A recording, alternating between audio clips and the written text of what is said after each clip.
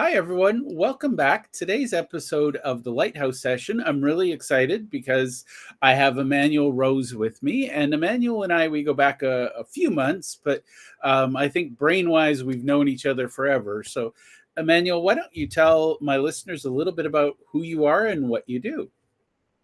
Thanks, Jeff. I really appreciate you inviting me on a show and having some time together. Uh, let's see, my company is called Strategic E-Marketing, and we're a B2B, primarily digital marketing agency. Uh, I'm highly leveraged into the AI space. I wrote a book called Authentic Marketing in the Age of AI, and what I wanted to make sure that we kept track of in all of this is that we're talking to humans and that we have human needs, and that AI is a tool. It's not a process. So um, I have another series of books that's children's books that are all nature oriented themes, nature and values clarification, and wrote those for my grandkids, and then I've been promoting those for other humans that have that interest as well. And and then I'm a big outdoorsman. I love to hunt, fish, and camp, and so I'm very structured about how I spend my time in front of the screen and how I spend my time out in the physical world as well. Awesome. And I will point out when I reached out to Manuel and said, I'm doing a podcast, I don't think I finished the sentence. And he's like, I'm in. So Emmanuel is one of us, and Emmanuel, I don't know if I shared this, but I've realized that I only want to hang out with visionary entrepreneurs, and I'm not saying there's anything wrong with the rest of the population, but I love entrepreneurs. We can nerd out over the weirdest things, and what I love is there's never any judgment. And again, when I talk to an entrepreneur, especially the visionary ones, I'm like, I have an idea, and they're like, great, I'm in. So Exactly. Yeah. Well, I have a policy. Anything I get invited to that's in my sphere, I say yes to, and so that way I'm a willing participant as well as a willing leader, and I can wear both hats. awesome. Well, today I suspect Emmanuel and I we tend to have nerdy conversations. So for those of you who don't see that side of me enough, get ready. So let's talk about artificial intelligence. And it is fascinating to me because you use in your book title authentic, which is by far one of my favorite words. And I'm hearing a lot of people saying, oh, it's overused, and I don't think you know what it means. And I'm like, I know exactly what it means. I actually refer to what we do, you and I as humans, as authentic intelligence. Yeah, I love that. Yeah, I mean authenticity is a buzzword in the marketing world for sure, and everybody says that they're trying to capture that. But what we're doing right here, you and I having a conversation, that's the authentic part of the interaction. And I think that as small business owners, especially, this is our lever, right? This is how we can compete in the bigger marketplace, is showing who we are, and allowing people to know, like, trust us. And that's why I love podcasting so much. We're creating a digital record, and then we have the capability then to take that digital record and turn it into amazing pieces of content and repurpose it. And so we're really killing lots of birds with one stone in that respect. And I always wondered what birds ever did to us, but that's another conversation. Yeah. But one thing I would double down on, because I think a lot of people miss this point. I use AI to amplify what I'm doing, not to replace me, not to replace other people, but to make sure. And one of the things I do that is really nerdy is I have a detailed avatar of who I want to serve. A lot of people say, oh, that's a waste of time and energy. I disagree. But what I've done is I've trained an AI model to think and act and respond as if it is my avatar. Yeah. And to me, that is fascinating because, again, I'm never going to replace human interaction. But what I can do is refine my message so that I have better human interactions. Yeah, and that you reach the people with the correct that are in the same headspace, same psychology, right? The psychic graphics, and Yeah. that's what I'm always striving for, is to find people that and clients especially, that are like, we know we want to change, we know we want to embrace this, we don't know what to do, so we're gonna give you the whiteboard, for this hour, and you're gonna help guide us. And that kind of humility is empowering on both sides of the conversation, and it allows the genius to come out between us, instead of one direction to the other. Love it. Now, I would say, and this is fascinating, and you love podcasting as much as I do. I'm going to just share with you, and I want your thoughts on this. One of the weird things I do is I take the transcript of my episodes, and I think a lot of people don't believe this is possible. So I want to hear your response real time. What I do is I take the transcript and I feed it. So my avatar is Alex Rivers. Don't ask me. He named himself. I just went with it. But Alex, he reads every transcript of every episode, and he actually tells me and my other AI, which creates the show notes, what I should pull out of it for his benefit. Oh, that's And interesting. between you and me, he's also training himself on what he likes, which is, it is weird to watch. It's kind of like seeing inside, I have 2 kids and I teach them stuff, but I can actually look under the hood and see what he's thinking as I'm teaching it. All right. So then what's the ultimate product that's going to be created from all this teaching and learning for Mr. Rivers? Well, the aha moment, and I'm weird, Emmanuel, you know that. Yeah. I want to create an operating system, and really, truly, for me, I love visionary entrepreneurs, and I know visionary entrepreneurs sometimes struggle because people say, "Oh, you're all over the place," or, you don't get anything done. But basically, what I'm doing is helping understand, between us, Alex is me. He Right. is, he's a hybrid of me, but he's, right now he's a 2-dimensional character. But the idea is really, if I can teach him to think and act and do things like me, I have ADHD, which leads sometimes to crippling procrastination. I'm building I'll say this, most people won't understand it. I'm building an external executive function so that when the human doesn't feel like doing something, Alex will do it for me. Or, and this is more likely, he'll help me figure out how to overcome that procrastination. Yeah, that's interesting. I love the idea that you could train the agent to be agentic, and then do the stuff that you're putting off. I think that's a powerful concept. And I'm thinking I would love to be able to build that custom GPT, and then insert that into my robot when I get the robot the next 18 months. Well, that's between you and me. I have about 400 individual custom GPTs that are currently trained to be experts at one thing and one thing only. I'm not going to give them full robotic bodies, but at some point I'm going to give them little bobbleheads so that, I can play with them as if they're real humans. So what are you working on with? You were telling me before we hit record, you're doing some stuff with large language models in the finance world. Tell me a little bit about what sparked that, and then we'll talk about your army of robots you're building. Well, let's see.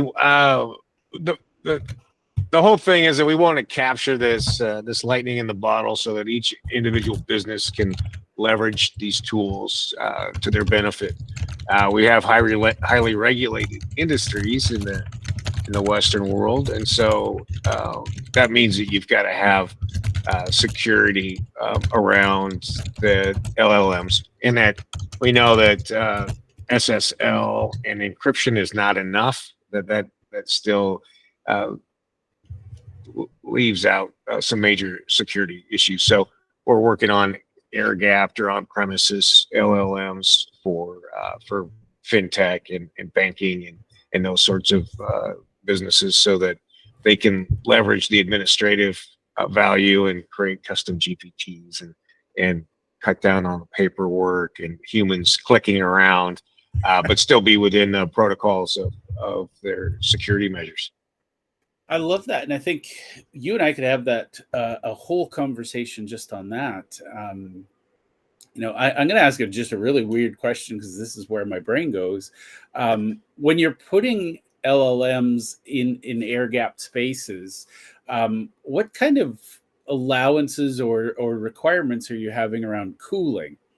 And the concept is, I have an LLM that I installed on my home computer, and I had to disconnect it because everything was on high and the fans were blowing, and I'm like, ooh, temperature's rising. So how are you handling cooling?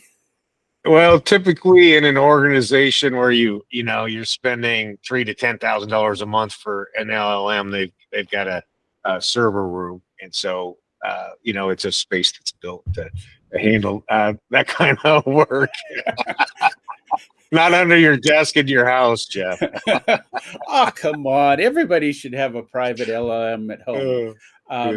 But I'm serious, because I know, my wife's office, they have a very, a server room, but before, they were struggling with cooling, and I can't imagine, even if you're raising temperatures a little. But you're telling me that's the server farm's problem, right? Yeah, exactly. Fortunately, I'm just a visionary, and I have people that sort out the physical reality on those things. And let's go down that road, because and my audience knows this, Emanuel knows this. I never know where the conversation's going to go. Let's talk about your visionary process, because to me, I'm fascinated by how other visionaries do their thing. Give me a whiteboard and some markers, and I'm in heaven. How do you, when you're building these things, how do you, first of all, create the vision? And then how do you translate that to your team? Because I know you have a dev team and things like that. So how do you envision, and then how do you translate into action? Yeah, well, my envisioning process starts on a rock next to a river. And I have a number of secret spots where I go to think and meditate and dream. And if I can't get out and sit on the rock, then I'm sitting in a chair meditating to enter that sacred space of creation. And it could be business, and it could be a children's book, right? It's the same process. And so from there, I just follow the threads and the rabbit holes, and I'm thinking about it, I'm dreaming about it, and then eventually it becomes either a whiteboard or a Google slide with the little call out boxes and the sequencing, and then I share that with my project manager, and she turns it into something that the rest of the team can understand in English. I love that. And I think that's one of the things I tell everybody, is that the best visionary founders have that one person who can translate from visionary, because I try to be that guy. I suck at it. I am not the one to say, okay, here's the vision, here's the reality, go do it. And I love that. Now, do you augment that process at all with artificial intelligence, or is that more up for your team? Sometimes I'll use it as additive, but especially if it's like right now, I'm working on building a comprehensive marketing campaign software. So we would take a video from a product manager or a CEO. I'd do the interview like a podcast, plug that in at the top, and then it runs through all these processes that creates a brand book and a marketing brief, and then starts to cascade out all the assets. And I'm super iterative. Like, I will start on the back of a napkin knowing that I've got 1,000 checkpoints inside of those things. Absolutely.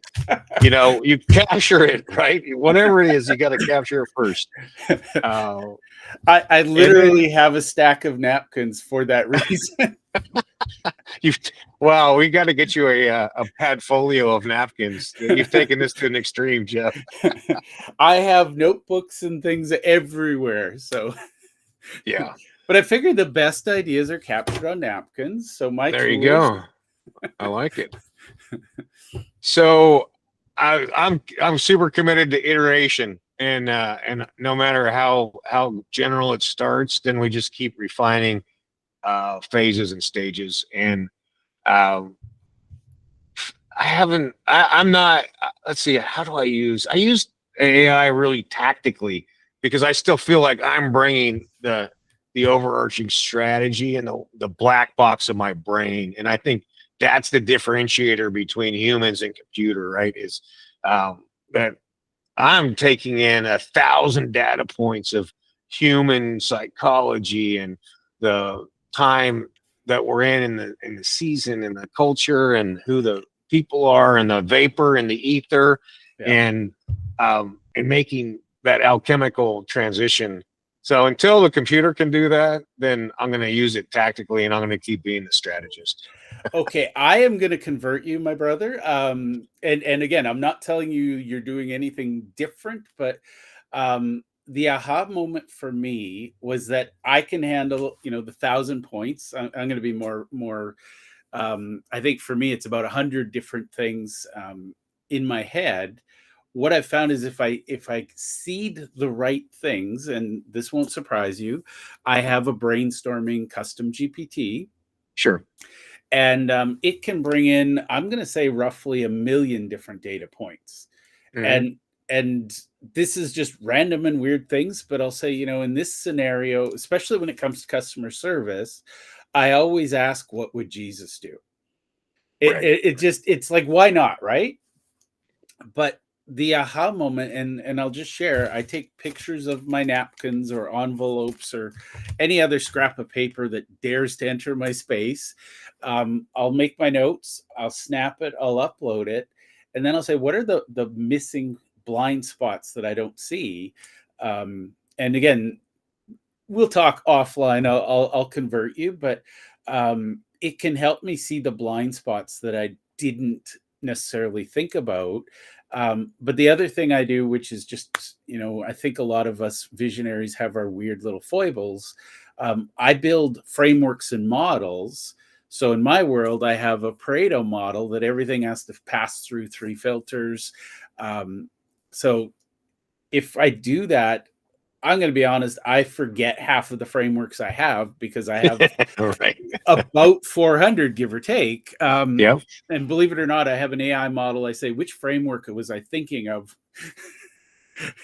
So I I need love an it. AI model to keep up with all the things I've forgotten since yesterday. But Sure. um, when you do brainstorming right with an AI model, it is fascinating because I can bring in Einstein, Edison, Da Vinci, you name it, I bring them in. Sure. Yeah. No, I love that. So, and then again, I am terrible at speaking tactical. So I have a thing and I'll say, okay, here's a draft 100-day action plan. And then I give it to somebody and say, okay, this is your wheelhouse, turn it into a thing. Yeah.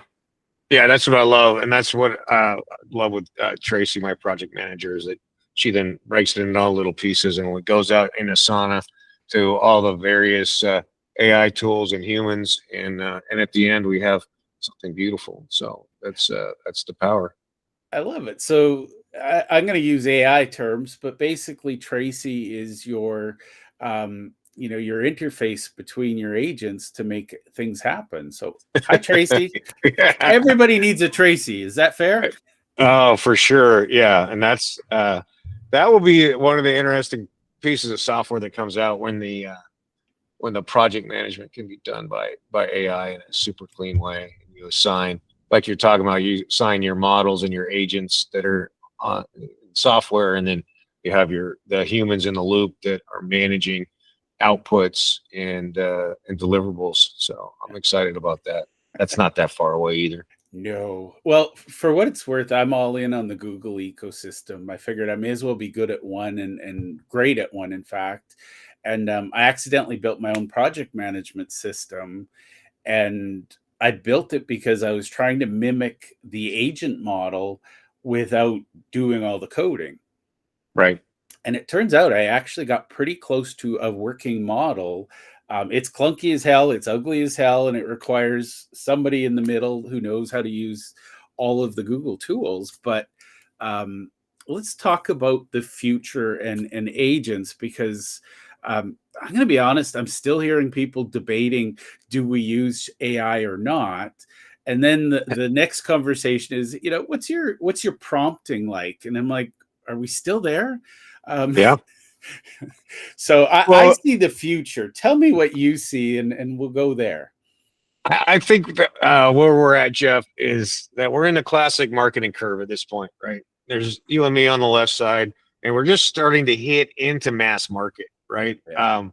So we're just on that little elbow on this part right here. And, we've been living and breathing it for the last 3 or 4 years, right? So pre-Chat GPT, amazingly, there was a world of AI before Chat GPT. I don't remember that world. It was so long ago in such a dark, scary place. Yeah, it was. So we're in that classic marketing curve, and I think we've got 3 to 5 years before there's like really mass acceptance, and it's going to take some of the baby boomers to age out of business. And I'm hearing that strangely, I don't understand it, but I'm hearing it where people are saying, the kind of boomers are saying, well, maybe I just have missed it, and I'm going to just retire. They're actually contemplating not adopting this because they don't want to learn. Which I pray that never happens to my brain. I hope that I always have plasticity and interest in a childlike way to discover what's new and how it's going to help me. But anyway, I digress. So I think we're in that kind of 3 to 5 year term, and in that time, it's going to all get baked in to everything that we're already using. I think, or it's going to get leapfrog. There's going to be services that leapfrog Salesforce. Salesforce will be gone. It will be whatever is next, right? But it's all baked in, and we're doing the prod dev right now on our little all these little projects, customizing our little worlds, and then it's just going to get amalgamated. Well, I think I'm fascinated by the agentic model, because to me, why wouldn't we go that route? And it's fascinating when you remind me, because I live and breathe. I call it the technology adoption curve. You talk about it as a marketing thing. I live in that little innovator space, and it's fascinating because in that space, you look around and go, "Oh my God, I missed the boat," and then you look outside and you're like, "Oh no, the boat hasn't even come to shore yet." Well, I realized the same thing. I was kind of getting hyped up again about, I got to stay on the cutting edge and all that stuff. And then I publicized this AI fundamentals workshop that I do to my clients, like people who know me, who I've been working with for 15 years. And I got declines from my clients. And I'm like, okay, that's interesting. I'm not taking it personally. I'm saying, okay, that's why I realized, we're in the marketing curve now. But there's some people who are not yet adopting, but they will in the next 12 months because they'll finally have heard about it enough to move the laggards, essentially. Yeah. And for what it's worth, it is fascinating how all of these cycles happen, and they're happening simultaneously. I grew up in the accounting world, and I'm going to miss the year by a couple, but it was around 1997 when Intuit first brought out, in Canada, they brought out their profile tax software. I think in the US they had TurboTax or something. Something like 30% of accountants retired because we were giving up the good old days of doing taxes by pencil.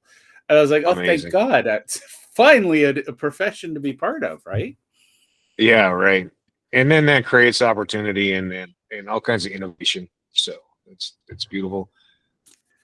Well, I will give you a little gift, Emanuel. I interviewed somebody yesterday, and at the age of 77, he started his own business because he was his seventh business because he was bored.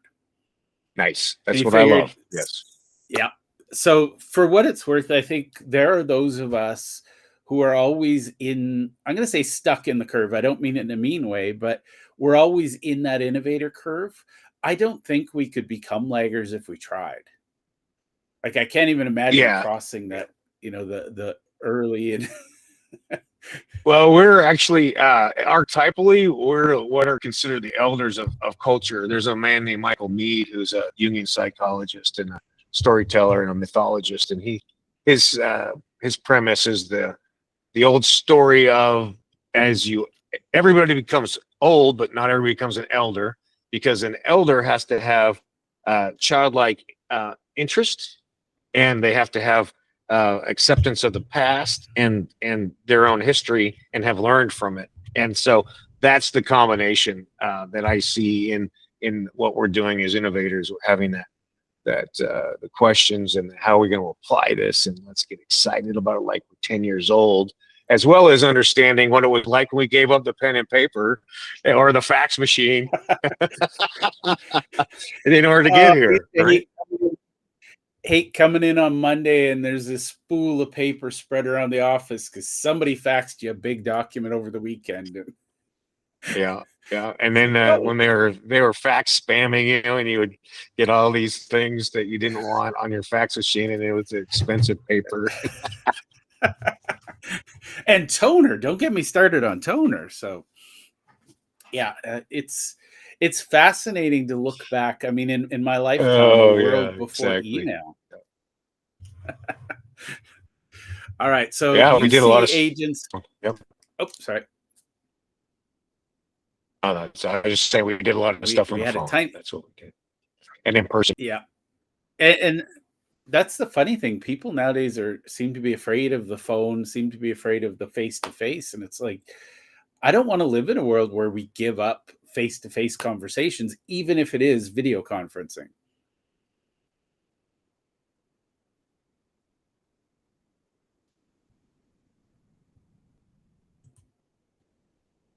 I think the Gen Zs who only like to do things by DM and text.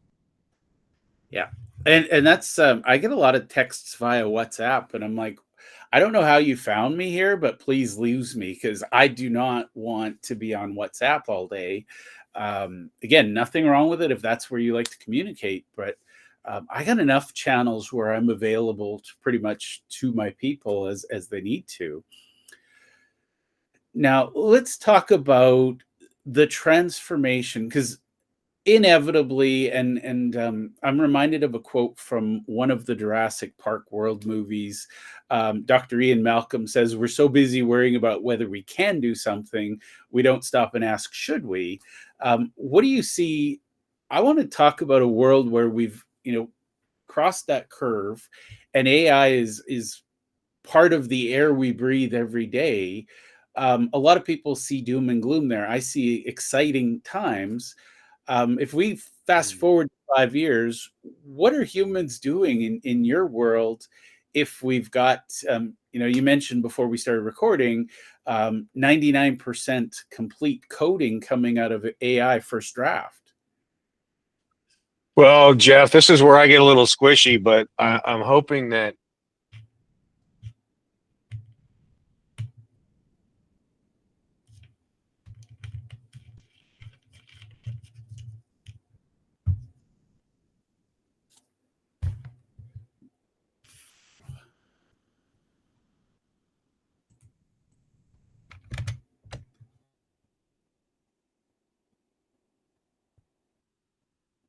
Looks like we froze. Oh, there we go. Came back. Yeah, I guess we gapped out a little bit on the internet there. So I heard, this is where I get a little squishy. I hope that, and then the internet said, we're going to build some suspense here. Yeah. I hope we run through some values clarification, and we remember that there's 13 parts to being a human, and that we need to embrace all 13 parts. It's not just business and money and self-gratification, but we need to spend time with our friends and family and experiencing our spiritual beliefs and spending time in nature and bring back some arts, right? Learn how to play an instrument, paint and write poetry and spend time with our grandkids. I love that. And honestly, the optimist in me, I think we're gonna have more time for kindness. We're gonna have more time to love one another. We're gonna have more time for spirituality. I would like to see the end of time as a construct when it comes to work. You know, as a visionary, I can accomplish a month's worth of work in 4 hours, but it'll take me a Amazing. month to get those 4 hours done. Yeah, right. And I think that's it. It's like for us to in the Western cultures to accept that we can survive. We have taken care of survival, Yep. right? We have enough food, we have enough money, enough electricity, we have enough for the future. And that, wow, what do I do when I go on vacation? Okay, I can only spend 10 days in a row eating and drinking myself into oblivion. Okay, what do I do with the next 10 days? What am I interested in? What did I always want to study? Who did I ever do? You know, what books do I want to read? It's some introspection because we have survival cared for. Yeah. And I think I see us again. It's an old topic and an old model, but I think we climb up Maslow's hierarchy of needs, and we see how far we get before the next thing comes along. Yeah, and you know, there's in every situation there's threats, opportunities, and obligations, and I think we'll have to maintain the systems. We'll have to have people that are smart enough to do that, but most of us will be able to learn how to play again and how to be introspective again. Well, I love that model, and I use the word model loosely, but I think as humans, you know, we look back to the Renaissance age, which was supposedly this golden era of advancement, and it was because people had time. You know, Michelangelo spent 17 years painting the Sistine Chapel. We don't have that kind of patience. It's like, what? I can't do it in 17 seconds. I'm not going to do it. Yeah, I mean, I think there's an interesting trend that's happening right now in the Gen Alpha parents, the kids who are under 10 right now, where they're trying to rewild or create feral kids again. They're not letting the kids see screens and have smartphones and all those things, and they want them to go to summer camp. They want them to play in the dirt and all the stuff that you and I take for granted at our age, but has been lost in the intervening generations. So, well, it's fascinating because I have two boys in their teens, and they're just obsessed with my weird childhood. They're like, "You spent time outside by choice," and I'm like, "It was dad or stay inside and do chores." right. You know, it's like, "Okay, mom, see you after dark. I'll be back." And you know, I think we've lost something in the story when I go to restaurants and I look around. We're the only family without our phones out, Right.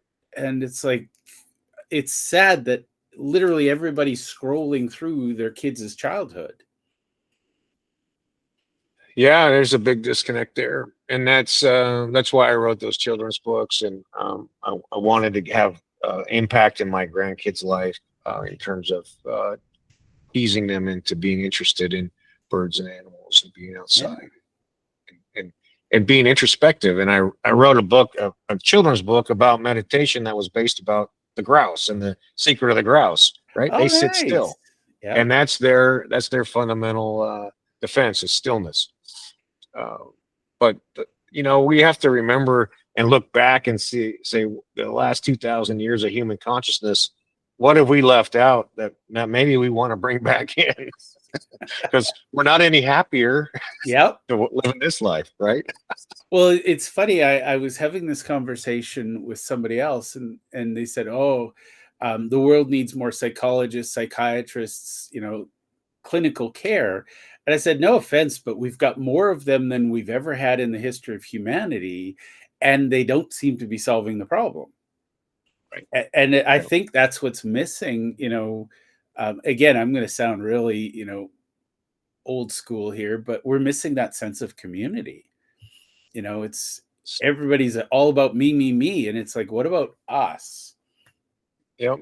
And the Jungians would say we are also have lost the idea that we were incarnated to have these initiations, these little mini challenges that we have to figure out and get through, and that our goal is not to live a perfect life without any interruption of our pleasure.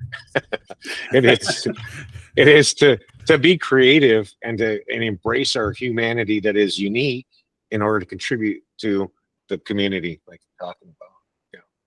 And nature's the best teacher for that. And you're doing a disservice to anybody to not turn those kids loose at 10 years old and kick them out the front door and have them see what's going on outside. Go find a frog, go catch a cricket, go do something, get your hands dirty. And Yep. and it's funny, I grew up on a farm, and I always turn to nature when whatever I'm doing isn't working the way I think it should work, because when I look at nature, I usually look at it and go, oh, I'm violating the laws of nature. I'm not, right. I am always guilty of being that one fish that insists on swimming upstream. And it's like, maybe just turn around and go downstream for a bit, or find a nice little place to shelter in the shade. But I find there's so much we can learn. And I love that you see the grouse as an inspiration. Because again, if they get scared out, they get shot at, usually is their, I think how most grouse meet their end. Or they get grabbed by a fox or a raptor, right? Yeah. And I think we miss that obviousness. Sometimes, and I talk a lot about the seasons, and, my kids now laugh at me because they're like, Dad, you're not a farmer. You haven't been a farmer for years. And I'm like, but you still got to plant, you still got to nurture, you got to tend the crops, and then you harvest. Whereas I think nowadays everybody's like, harvest, harvest, harvest. And it's like, nope. Again, nature funny, doesn't work that way. I was talking to this guy, young man who's a SaaS developer, and he's 27. He's like, and I was talking about making a connection to him to a man who had exited his company and sold for $100 million, but he's in his mid 40s, and this young entrepreneur said, well, I hope I have an exit like that real soon. I'm like, well, and I asked him, I said, well, what are you going to do after that? Because you're only 27 and you can only sit on a beach in Aruba for so long before you got to do something else. So what's the rush, right? Because the guy who I was talking about, Dilip Dubey, who is very successful, he's investing and mentoring his 22 companies that he invested in, right? Like our job as humans is not to sit on a beach. It is to create and to work and to explore and to grow and to understand who we are and why we were incarnated. And so I think that's the other disservice, is that this wanting to be famous and be rich and all these things. That's fine. You can do that, but you're still going to have to work. Yeah. And I think that's fascinating. I actually met an entrepreneur who sold his first business at 17. 17. And he said, I took it easy, Jeff. And I love how he said this. He said, I took it easy. And when I turned 18, I was bored out of my mind. So I started my next company. And it was fascinating because he, again, 17, he got a multi-million-dollar exit. He said, at the age of 17, I didn't have to worry about time for the rest of my life. I didn't have to worry about survival. And he said, I spent my 17th year just having fun and playing around. And he said, when I turned 18, I started looking at, what's my impact? And now he does a lot of really, really cool things, but he picks his projects based on, does it make the world a better place? Does it make me, want to get out of bed in the morning? And he just celebrated his 21st birthday. And he's like, I wonder what the next decade's going to take for me. And I was like, man, I was still working on university at that age. For sure. Yeah. Yeah. I was worried about it, who I was going to try to date next. Yeah. It's like, and it's funny, we keep wishing away things, and it's like, just enjoy the season we're in. Now, yeah, I agree.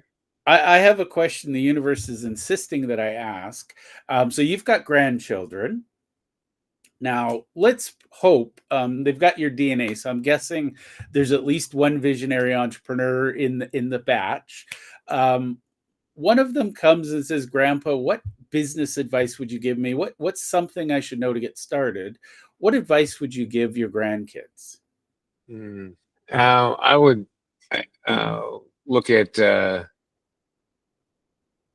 how they can experience things and then be a teacher. And I think that's the role that is going to be extremely important for the rest of time.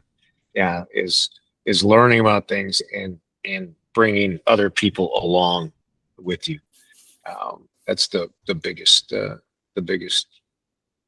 need, I would say. And again, there's always going to be a need for humans connecting other humans. I think, sorry if I forgot her name already, but Tracy, without her, you'd just be some crazy guy drawn on a whiteboard, right? Exactly. Yeah. Hey, I probably wouldn't even have a whiteboard. I'd just be in my own head, sitting on a rock. Sitting in the grass next to the grouse, right? Yeah, Um, you exactly. know, true story. I met somebody yesterday and he's like, "Jeff, I don't think I'm a visionary. What I do is I help visionaries bring their ideas into the real world." I'm Love it. like, the world needs those people. But Yeah. his example, he's working with a visionary who's been in R&D since 2016. Ooh, And he finally brought this guy's company to the market with a product. And it was funny because the visionary founder was, again, he was happy with whatever his meditation took him or wherever his whiteboard took him, and he was always working and he was always looking for funding capital. And the guy I interviewed yesterday, he said, "Well, what if we brought in actual revenue?" And the guy was like, "Oh my god, I never thought of that. That's not my department." yeah, right. I love that. Well, and that is the challenge, right? And that's why I embrace the ready, fire, aim mentality, Yeah. and getting into action, and then letting the market feedback and drive the development and on the ongoing basis. We're just trying to figure out the perfect product. I love it. Now, we are going to run out of time, but I do want to get a couple more questions in. The next one's an easy one. Where can people go to learn more about you and find out how to work with you? Let's see. You can Google Emanuel Rose. I'll be the first to show up on Google. You could just go to emmanuelrose.com, or you can track me down on LinkedIn, B2B lead generation. Awesome. And I will put links in the show notes. I kind of feel like in the marketing space, you truly are the rose amongst the thorns. So thank you for the light you bring to this world. My final question is, how would somebody know that they need to reach out to you and say, "Emanuel, help me"? What are they agonizing over? What's keeping them awake at night? I think if you have a sense that you've got marketing debt, right? Like you haven't kept up, processes are a little old, which at this point, a year is a little old. Uh, or that you want to build a sophisticated lead stack so that you've got long-term lead gen, mid-term lead gen, and instant lead gen for your sales process. And that's really that's one of the black boxes I've created that nobody else is onto yet. I love it. And I think for what it's worth, I think visionaries do these things. Most people look at marketing and sales and say, "Oh, they're siblings that fight all the time." But I think if you look at the whole thing as client acquisition, and I know you do this, AI can really fill in some of those gaps and smooth the transition from marketing to sales to convert it. Yeah, and I'd always consider marketing and sales unified. So I know that other people see them as fighting over resource and all that, but we're really after the same thing, right? We want to get people to say yes or tell me more, and so that's what I work to create, and I love companies that are in any stage, but know that they're not quite hitting on all cylinders yet. I don't have to talk to anybody. You don't have to pay to talk to me and see if it's a fit. Awesome. Well, Emanuel, thank you for hanging out with me, and we will have more conversations. I can guarantee it. Sounds great, Jeff. I'm grateful to be on the show, and I look forward to next time we talk.